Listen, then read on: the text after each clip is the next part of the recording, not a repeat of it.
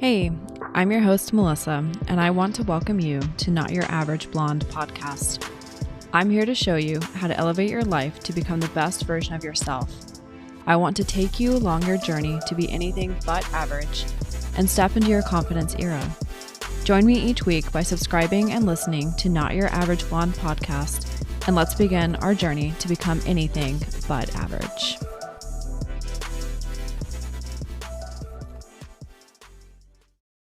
What if I told you that the most magnetic, confident people you admire don't actually have it all figured out?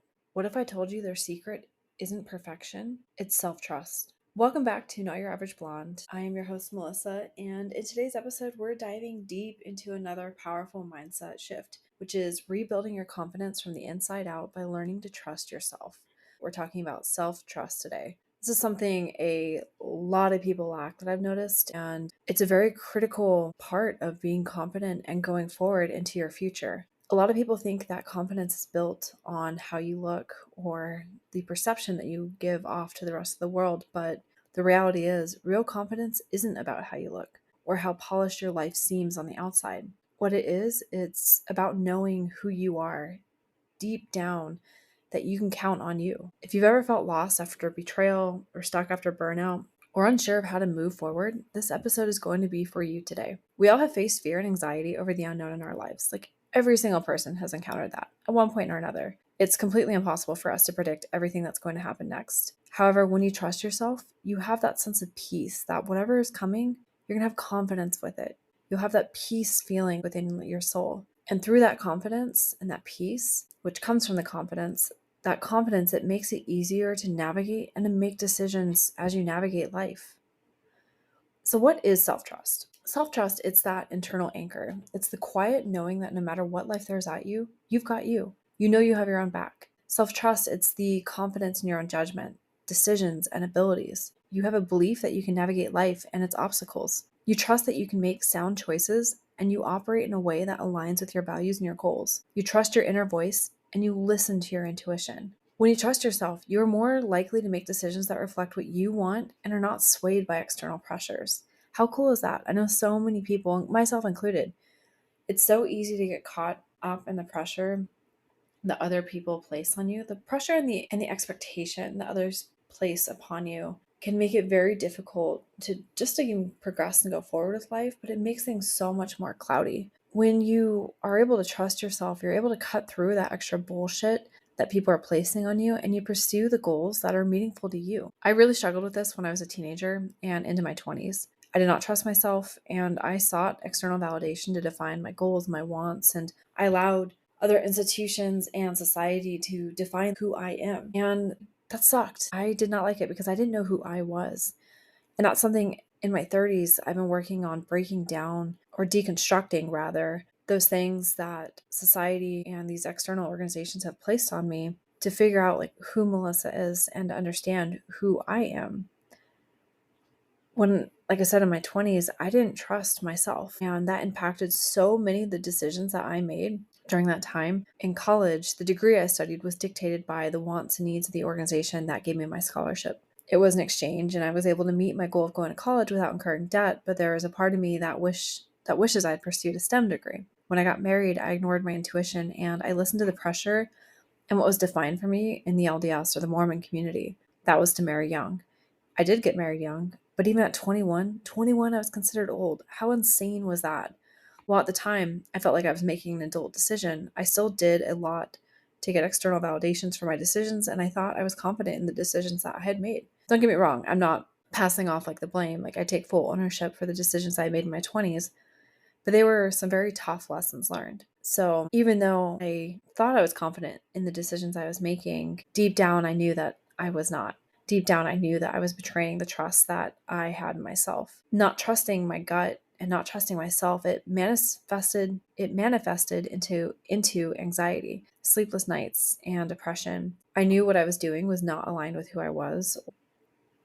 It is normal to talk to family and friends for advice when navigating life, but often we will seek their validation because we live in fear of the decisions and control that we have over our lives. It's kind of crazy, the dichotomy of how much we want control over our lives, but the fear of making those decisions for our lives and the responsibilities that comes from those decisions can be intimidating. Therefore, we seek advice from others almost as a way to avoid responsibility for our actions and decisions and the repercussions of our actions and decisions. If you can't make a decision without getting the counsel of others, this is an indication that you need to work on trusting yourself to make decisions for you. So many of us confuse confidence with external validation. How you dress, how successful you look, how many people like your posts or followers. The lack of self trust leads to second guessing, indecisiveness, and an over reliance on others. This all erodes your self esteem over time because you're discrediting you and your gut. If you're listening right now and thinking, yep, that's me, I want you to take a deep breath and a moment and ask yourself, what is something my gut has been trying to tell me lately? When you doubt your decisions or abilities, this can snowball into feelings of inadequacy and anxiety, which erodes your self esteem, leading to insecurity. One indicator of someone who struggles to trust themselves is their avoidance to make decisions. We all know that person, or probably several people in our lives who just cannot make a decision, or they take so long to make decisions because they're caught in that cycle. Those people tend to also often refuse to take any action out of fear of judgment or fear of failure. The lack of self-trust that they have, it harms their self-esteem, which leads them to live in that vicious cycle. On the inverse, when you improve either one, self-trust or self-esteem, the other will be improved as well. Self-trust can look like the belief that you can make a decision and you stand by it. You can face uncertainty and keep moving. You can show up for yourself even when no one else is watching. And that's where the real confidence is. Real confidence comes from having self-trust. And that's what we're building here. Researchers in cognitive psychology have found that self-trust is directly linked to improved decision-making and emotional regulation. When you trust your inner voice, you're more likely to make decisions quickly and feel less anxious afterward. It's a loop. Confidence leads to trust, and trust fuels better outcomes. Someone with high levels of self-trust, they tend to pursue goals that align more with them, even if there's a community pushback or challenges along the way. But I found that through persistence and remaining authentic to your truth, you build a greater sense of self-esteem and confidence, especially when you achieve your goals. It's so cool when you get caught, when you are in that loop. Another study published in Psychological Science found that people who trust themselves tend to exhibit more consistent behaviors aligned with their values, even under times of stress. This means self-trust isn't just about confidence, it's about clarity and consistency. Think of self-trust as a muscle. Every time you follow through, every time you choose you, and you keep those promises to yourself, you're strengthening that muscle. Sounds easy, right? Now, I know it can be hard to recognize the things that break our self-trust because it's the small little things. And sometimes it's those actions every day that we don't do that erodes our sense of self-trust over time. I want you to think, have you ever taken the time to reflect on what eroded your self-trust or the things that hurt your self-esteem? How do we lose it?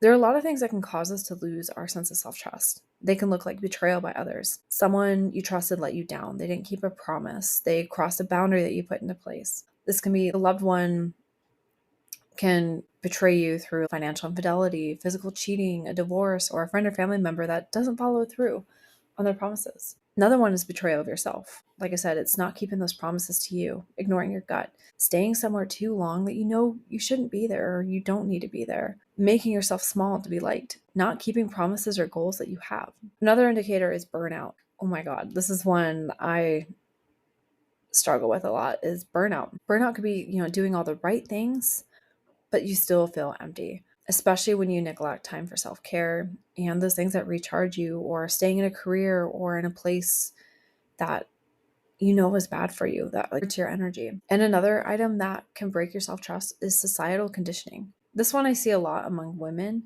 because a lot of times women are told not to trust themselves, not to trust their gut or to ignore it, to ask permission or to wait their turn. And that can lead to an eroded sense of self-trust over time. Because every time you go against your truth, that chips away at your trust. And for the men that are listening to this isn't just talking about women. The same things can happen to you as well. I just don't understand your perspective because I'm not a man. This is just what I have seen from a woman's perspective as I'm living my life as a woman. So every time you ignore your gut, you teach yourself that your inner voice that it doesn't matter. And this applies, like I said, for both men and for women. But here's the beauty. Self-trust is never gone for good. It's just buried and you can dig it back up. One decision and one action at a time. It's those little things that compound. You can come home to yourself. You can rebuild that sense of self-trust with yourself. There are a lot of unknowns in life, and I know that can be incredibly scary, but it can also be exciting as well. Those unknowns can be viewed as opportunities and potential, which I love. This is a mindset shift, shifting from fearing the unknown to viewing the unknown as an adventure. When I made this mental shift, I found it to be a lot more liberating in life. It freed me from anxiety and worry and paralysis. Don't get me wrong, sometimes that fear creeps in because you want the comfort of control in your life. But making the mindset shift of trusting that at the time, especially if I'm reflecting on past decisions, I look back at those decisions and I trust that I made the best decision for myself at that moment in time. I've had to reach a point of acceptance that with the unknown comes acceptance that I cannot control everything. I also trust that the universe will bring good things into my life, especially after those hard seasons. There's a lot to be said about being able to take the time, even just a moment, and focusing on those things that you can control. And the rest are whatever they will be. This mental shift has helped me face the unknowns in life with a lot more confidence. That mindset of it is what it is. I'm going to focus on those things that I can control right now, and everything else, it is what it's going to be. And I put trust in the universe that good things are going to come. Now, I know this is easier said than done. This has taken me some time and recognition to build this mindset. But I want you to think about what are some signs that you need to make a mental shift and signs that you struggle with self trust. Let's call it out. These are some signs, what I'm about to say next, are that your self trust needs attention. They can be you constantly second guess your decisions. You feel like you need permission or approval to move forward. You get stuck in what will they think cycles. You shrink around certain people. You don't trust yourself to follow through on your own goals. Those are all examples that should probably focus on rebuilding some more of your self trust. When you constantly crowdsource your decision, texting your friends, asking your parents, polling your followers, you are draining your mental energy. You end up feeling more confused, not less. Your brain craves clarity and confidence. Every time you bypass your gut, you're reinforcing the idea that you can't be trusted, and that's a cycle worth breaking. The signs I just listed, they're not just signs, they're not shame points, but think of them as signals. Signals that it's time to reconnect with your power. They're opportunities. Every time you notice yourself outsourcing your power, you have a choice to return it to yourself. Let's shift into empowerment next, because rebuilding self-trust, that's a part of your confidence toolkit. This is why we are here, to own our shit and to take action. This is where transformation begins. So to start, I want you to keep small promises to yourself. Start with the tiniest commitments. Drink the water, go for that walk, write in your journal, prove to yourself I can follow it through. Setting small, achievable goals, it's a practical way to build that self-trust. When you accomplish your goals, this is reinforcing the belief that you can rely on yourself. Next is listening to your gut. You have a built-in guidance system. Start honoring that. Pause and ask yourself, what do I want right now, before asking anyone else? Your gut always knows what's up. Which leads me to my next point of validating your own feelings first. Your emotions don't need a second opinion to be real. Name them, feel them, give yourself space to process without outsourcing your truth. And next is forgiving yourself for your past. Hopefully, as you've been listening to this podcast episode, you're reflecting on some of those instances in your past, and some of them can be kind of cringe. Yes, you've made mistakes. We all have. But self-trust cannot grow in shame soil. So forgive yourself. Give yourself that grace, let go, and start fresh. This is an act of self-compassion, where you're giving yourself kindness and understanding when you make mistakes. You are human. When you give yourself grace and practice self-compassion, you're countering the effects of low self-trust and low self-esteem. You're cultivating for yourself a more supportive internal environment with your mind and heart to cultivate growth and healing. Researchers and psychologist Dr. Kristen Neff, who pioneered much of the work on self-compassion, found that people who practice self-compassion are significantly more emotionally resilient. They're less likely to fall into cycles of shame and more likely to bounce back from failure. When you treat yourself like someone worth supporting, not criticizing, you create the emotional safety and need to rebuild self-trust. That's why self-forgiveness and compassion aren't just nice ideas. They're literally science-backed tools that strengthen your mindset over time. I already touched on this before, but I want to re-hit it again because this is so common these days, is making decisions without crowdsourcing. Stop texting 5 people or calling 5 people before hitting send. Stop putting your life on pause waiting for consensus. Do the opposite. Yes, sometimes you do need some advice, but take that moment to sit back, reflect, and tune in with your gut. Your gut knows what's up, and usually that first instinct is right. It's what you need to do. So listen to that, decide, and then learn. As you're making these decisions, I want you to celebrate each win. Each time you trust yourself, celebrate it, acknowledge it, anchor it. Rebuild the mental framework within your mind of positive reinforcement. Confidence is going to grow as you witness yourself rising. Next is reframing failure. Failure is such an easy hang up to get caught up on. It's very easy to get caught in that loop of just berating yourself or looking back with shame, and there's a lot of like negative emotion with it. But failure isn't always negative. Every mistake gets feedback. Stop labeling it as failure. What did it teach you? Look at it as a lesson. What did you learn about yourself? Next is be compassionate and honest with yourself. Self trust doesn't mean delusion, it means holding your truth with kindness. It's okay to admit you're scared, unsure, or hurt and still take that next step. So sit there, process how you're feeling, acknowledge it, but you still have to follow through with action and go forward with it. It's okay to move forward even if you're scared or if you're not sure with what the future is going to hold. Because next is trusting in your ability to get through the challenge. When we recognize and accept the fact that there will always be challenges in life, the beauty in this is knowing that there's opportunity for growth and new adventures. But also through this growth is a recognition that you are given chances to react to tough times differently than you may have in the past. This is where self-reflection helps. When you have self-reflection and self-understanding practices built into your life, you can face the hardships of pain, sadness, and challenges, trusting yourself that you will do your best to get through it. Learning to trust yourself, it's a lifelong journey that is going to take consistency and focus. But through those practices, you'll better understand and feel joy, relief, and self-discovery along the way, all bolstering your confidence. You'll find that when you have self-trust, you'll have more clarity and the confidence in your choices and interactions with those around you. So at the end of the day, like self-trust, it really is the root of everything. Want to be a better partner? Trust yourself. Want to be a stronger leader? Trust yourself. Want to finally launch that dream, take that risk, change your life? It starts here. It starts with trusting yourself. You can't build a bold life on shaky ground. When you trust yourself, you stop looking for someone else to rescue you. You become your own safety net. You can reflect on your experiences without fear of self-punishment like criticism and regret. Regret is a very dangerous and a sad thing. So many people live their lives with regret, and they spend so much time wallowing in the pain of the past. It is human to have regrets in life, but the trick is to not get stuck in regret. You need to learn how to look at regrets and learn from it, and forgive yourself, and move forward in life. Shed that shame. Focus your attitude on learning from your mistakes and forgive yourself, and move forward. When you forgive yourself, self-trust is going to occur, and it's going to be reinforced when you take that action, when you take that step and move forward. And from that place, that's when you become unstoppable. I want you to incorporate into your daily practice a brief period of reflection. You can do it at the end of the day or just take a moment in the middle of the day, whenever works for you, whether it's just a moment in your car or you're able to dedicate 10, 20 minutes, do it while you're walking or when you get home in your car, sit in your car for like a minute. But I want you to incorporate that daily practice of self-reflection.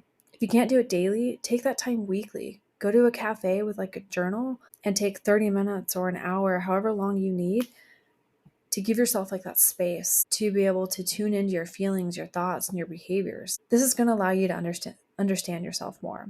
This will allow you to understand yourself more. I'm talking about taking that internal critic and turning that voice into something productive. Counter that negative voice, counter that negative narrative that you have, and we're going to turn that into something productive. When you give into the negative voice and narrative, you're diminishing your self-trust. I want you to take that inner critic and turn it into something positive. Psychologists have long studied the idea of self-fulfilling prophecies, which is the concept that what you believe about yourself often becomes your reality. And that counts for that negative narrative that you have, but then also the positive narrative that you had. Which beast are you going to feed? If you tell yourself, I can't trust myself, or I always mess this up, you'll subconsciously act in ways that confirm that belief. But the opposite is also true. When you start saying, I'm learning to trust myself, your brain starts looking for evidence to support that identity. Your thoughts truly do shape your actions.